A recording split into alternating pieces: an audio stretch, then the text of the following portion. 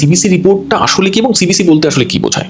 CBC একটা খুব খুব কমন একটা ইনভেস্টিগেশন, প্রথমেই যে কোনো রোগের ক্ষেত্রেই আমরা অনেক সময় কমন এটা বলি কমপ্লিট ব্লাড কাউন্ট। এটার পুরো ব্যাপারটা হচ্ছে সিবিসি। তো এটা একদম প্রাথমিক একটা পরীক্ষা। তো আমরা যদি ব্লাডের অনেক কম্পোনেন্টগুলো দেখি কি দিয়ে ব্লাড তৈরি হয়, তার মধ্যে একটা red blood cell, RBC, WBC. তো ডাব্লিউবিসির মধ্যে আবার নিউট্রোফিল, লিম্ফোসাইট, বেসোফিল, মোনোসাইট অনেক রকম আছে। আর তারপরে লাস্ট হলো প্লেটলেট বা অনুচক্রিকা। তো এগুলো মিলেই হচ্ছে কমপ্লিট ব্লাড কাউন্ট। তাহলে স্যার একটা সিবিসি রিপোর্টে কি ধরনের রিপোর্ট আমরা এক্সপেক্ট করতে পারি, প্রত্যাশা করতে পারি, যেটাকে আমরা স্বাভাবিক বলে ধরবো, আর কোনটাকে আমরা একটুখানি গুরুত্ব দিয়ে দেখতে হবে? দেখুন, আগে বুঝতে হবে যে এই যে নানান রকম সিবিসির মধ্যে জিনিসগুলো রয়েছে, উপাদানগুলো, এগুলোর কাজটা কি। তো আমরা যদি একটা সিবিসিকে একটা শহর ভাবি, আর শহরের মধ্যে নানান লোক আছে, তার মধ্যে এই রেড ব্লাড সেল হচ্ছে যে ধরুন ডেলিভারি ট্রাক, নানান জায়গায় পৌঁছে দেয়, যেরকম ডেলিভারি ট্রাক, এটা সব জায়গায় অক্সিজেন পৌঁছে দেয়। এটা হচ্ছে ডেলিভারি ট্রাকের কাজ করে। এবারে ডাব্লিউবিসির মধ্যে নিউট্রোফিল, এরা হচ্ছে যোদ্ধা, যেখানেই যুদ্ধ হয় সেখানে যুদ্ধে নেমে পড়ে ব্যাকটেরিয়াল ইনফেকশনের জন্য। লিম্ফোসাইট সাধারণত ভাইরাল ইনফেকশনে কাজ করে। মোনোসাইট ওরা ওই যেগুলো সব ঝড়ফড়ের পরে যা জিনিসগুলো পড়ে থাকে সেগুলোকে ক্লিয়ার করে, বা ওরা শুদ্ধ ইংরেজিতে ডেব্রি ক্লিয়ারেন্স করে। আর অনুচক্রিকা বা প্লেটলেট হচ্ছে ওরা লিক ঠিক করে, কোথাও ব্লিডিং হচ্ছে ওখানে ঝাঁপিয়ে পড়ে, ওখানে ঝাঁপিয়ে পড়ে একটা ক্লট তৈরি করে ব্লিডিংটা বন্ধ করে। তো এবারে আপনি যদি আপনার হিমোগ্লোবিন কম থাকে, তাহলে আপনার শরীরে অক্সিজেন কম, আপনি কি হয়, আমরা লাংস থেকে যে অক্সিজেনটা এই আরবিসির মধ্যে হিমোগ্লোবিন বলে একটা প্রোটিন থাকে, সেটা ক্যারি করে।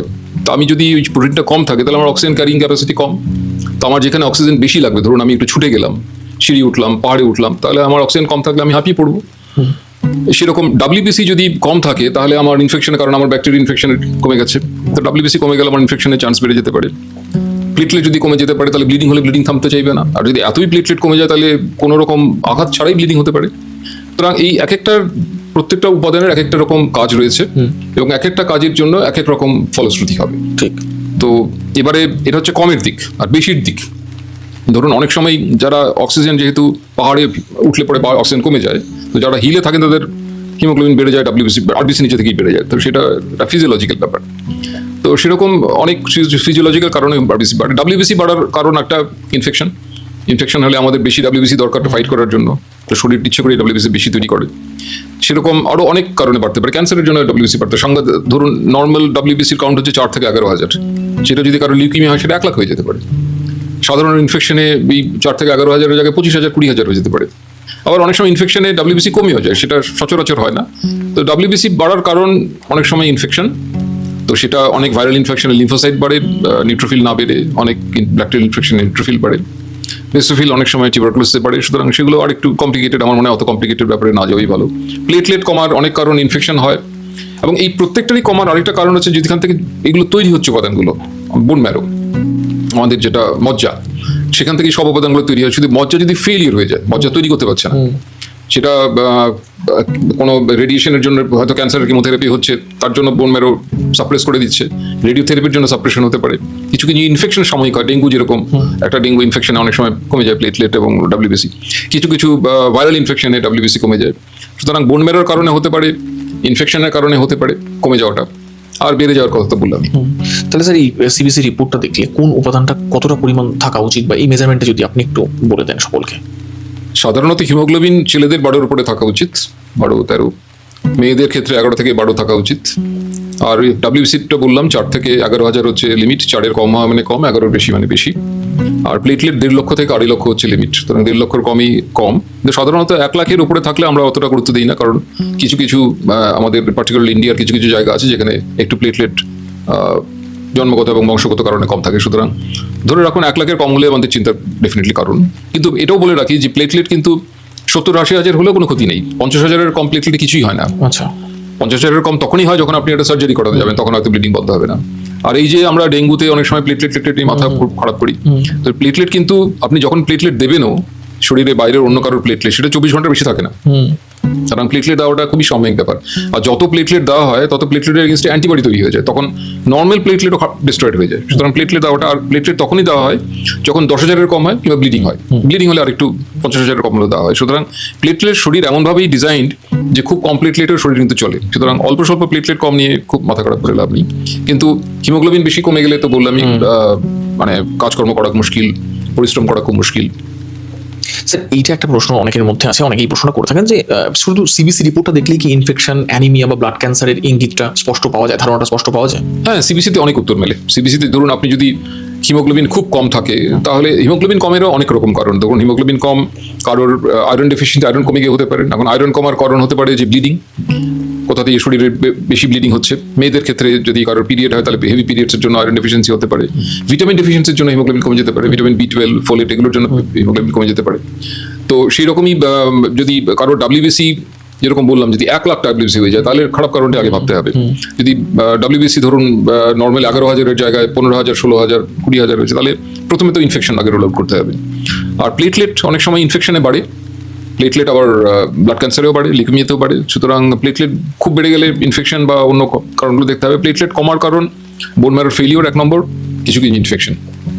স্যার এই সিবিসি টেস্টের একেবারে মূল স্তম্ভ হচ্ছে হিমোগ্লোবিন। মানুষের এটা নিয়ে প্রচুর প্রশ্ন আছে, দেখো হিমোগ্লোবিন কমে গেলে কিভাবে বুঝবো এবং কি করব, এবং তার উল্টোটাও হিমোগ্লোবিন যদি বেড়ে যায় কি সমস্যা হতে পারে। এটা যদি আপনি একটু হিমোগ্লোবিন এই ধারণাটা যদি স্পষ্ট করুন। না, হিমোগ্লোবিন তো খুব ইম্পর্টেন্ট জিনিস। হিমোগ্লোবিন কমে গেলে নানান রকম সমস্যা, কিন্তু হিমোগ্লোবিন কমার আমাদের একটু সর্ট অফ কি বলবো অ্যানালিটিক্যাল মাইন্ডে যেতে হবে। হিমোগ্লোবিন কমার এটা আয়রন ডেফিসিয়েন্সির জন্য কমেছে নাকি অনেক সময় যেটা হয়, প্রত্যেকটা এই যে আমাদের আরবিসি তার লাইফ হচ্ছে 120 দিন, তো এটা থাকে 4 মাস। তো এই 4 মাসের আগে যদি কখনো এমনই কিছু তার ওই সেলটার মধ্যে প্রবলেম হয় যে 4 মাসের আগেই ভেঙে যাচ্ছে, তার যতদিন আয়ু তার আগেই ভেঙে যাচ্ছে, আর বোন ম্যারো থেকে ততটা তৈরি করতে পারছে না, তাহলে হিমোগ্লোবিন কমে যাবে। তো সেটাকে আমরা বলি হিমোলিসিস, মানে ব্লাড সেল ভেঙে যাওয়া। তো হিমোলিসিসের জন্য হিমোগ্লোবিন কমতে পারে, আয়রন কমে গিয়ে কমতে পারে, ভিটামিন B12 কমে গিয়ে কমতে পারে, ফোলিক অ্যাসিড কমতে পারে, বোন ম্যারোর ফেলিওর হয়ে গিয়ে কমতে পারে। সুতরাং ওই সিবিসি দেখে কিছু কিছু জিনিস আছে, আমরা আরবিসির আয়তন কতটা, আরবিসির মধ্যে হিমোগ্লোবিন কতটা, ওইগুলো দেখে খানিকটা আন্দাজ করতে পারি যে এটা আয়রন ডেফিসিয়েন্সির জন্য হয়েছে নাকি ভিটামিন ডেফিসিয়েন্সির জন্য হয়েছে, আন্দাজ করতে পারি। এটা প্রমাণ করতে হলে আরো পরীক্ষার প্রয়োজন। সুতরাং ওইগুলো দেখে আমাদের ওই রকম একটা বিশ্লেষণের ভিত্তিতে ঠিক করতে হবে যে এটা কি হয়েছে। সিবিসি দেখেই সঙ্গে সঙ্গে বলা মুশকিল যে আয়রন কমে গেছে বলে হয়েছে। সুতরাং একটা হয়তো অনুমান হতে পারে, কিন্তু সেটা অন্য পরীক্ষা সাপেক্ষ, প্রমাণ সাপেক্ষ। আচ্ছা, এবার স্যার জ্বর, দুর্বলতা বা ওজন কমে যাওয়া, এগুলোর সঙ্গে কি সিবিসি রিপোর্টের সম্পর্ক আছে সরাসরি? হ্যাঁ, কেউ যদি খেতে না পারেন, তার যদি ধরুন খাওয়া দাওয়া খুব কমে গেছে, তাহলে অন্য খাবারের সঙ্গে তার ভিটামিনও কম যাচ্ছে, আয়রনও কম যাচ্ছে, তার হিমোগ্লোবিন কমে যেতে পারে। সুতরাং নিউট্রিশন একটা কারণ হিমোগ্লোবিন কমার। তো সেই রকমই যদি ধরুন কিছু ইনফেকশনের জন্যও হিমোগ্লোবিন কমে যেতে পারে সাময়িক, যে বোন ম্যারো থেকে অনেক সময় হিমোগ্লোবিনটা তৈরি হয় ঠিকই কিন্তু রিলিজ হয় না, তো সেগুলো অনেক সময় ইনফেকশনের জন্য হয়। তো সেই রকম কারণগুলো মানে আন্দাজ করা যেতে পারে, কিন্তু আরো পরীক্ষা সাপেক্ষ। আচ্ছা, এবার স্যার এই সিবিসি রিপোর্টটা হাতে পেলেই অনেকে নিজের ইচ্ছে মতো একটা ওষুধ বা সাপ্লিমেন্ট খেতে শুরু করলেন, রক্ত কমে গেছে। এবার এটাকে আপনি একটু বলুন যে এটাকে কিভাবে সিবিসি রিপোর্টটাকে কি করে তার মূল্যায়ন করা উচিত? না দেখুন, একটা হচ্ছে যদি কারোর আগে হিমোগ্লোবিন 12 থাকতো, আমি এবারে দুম করে দেখলাম আমার হিমোগ্লোবিন 8 হয়ে গেছে, তাহলে এটা তার গুরুতর ব্যাপার। আমার 12 থাকতো, আমি 8 হয়েছে, এটা কেন হলো? আমার কি কোনো আমার অজান্তেই রক্তপাত হয়ে গিয়ে কমছে? তাহলে তো রক্তপাতের উৎসটা বার করতে হবে। ঠিক, তো আমার কোথায় আমার স্টুলের সঙ্গে বেরোচ্ছে না, কোথা দিয়ে বেরোচ্ছে আমি দেখতে হবে। তো আমি যদি না করে শুধু একটা আয়রন ট্যাবলেট খেতে শুরু করি তাহলে তো মুশকিল। তো সেই জন্যে আবার ধরুন দেখা গেলো সিবিসিতে আমার WBC কাউন্টটা নর্মাল যেখানে 4,000 সেখানে 2,200 হয়ে গেছে, তাহলেও সেটাও চিন্তার ব্যাপার। সেটা কেন হলো? সেটা একটা বোন ম্যারোর ফেলিওর হচ্ছে নাকি অন্য কোনো ইনফেকশন হয়েছে? তো ওইগুলো তো নিজে নিজে চিকিৎসা করা যাবে না। হিমোগ্লোবিন যদি মানে কারোর যদি অনেক দিন ধরেই কম থাকে, সেটার তাৎপর্য যেরকম অতটা খারাপ নয়, কিন্তু যদি হঠাৎ করে কমে যায় তাহলে সে ইমিডিয়েটলি তাকে ডাক্তারের পরামর্শ নিতে হবে। আচ্ছা, এবার স্যার আপনি একটু বলুন যে একজন সুস্থ স্বাভাবিক মানুষ তার কি সিবিসি করার প্রয়োজনীয়তা আছে, বা কত ঘন ঘন সিবিসি করা উচিত একজন মানুষের?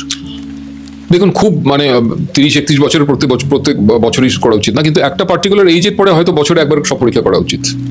মেবি 50 বছর, 50 ইয়ার্স, 50 বছরের পরে যেরকম ব্লাড সুগার, কোলেস্টেরল এগুলো সবই করা উচিত। সেগুলো তার মধ্যে সিবিসিও একটা পার্ট।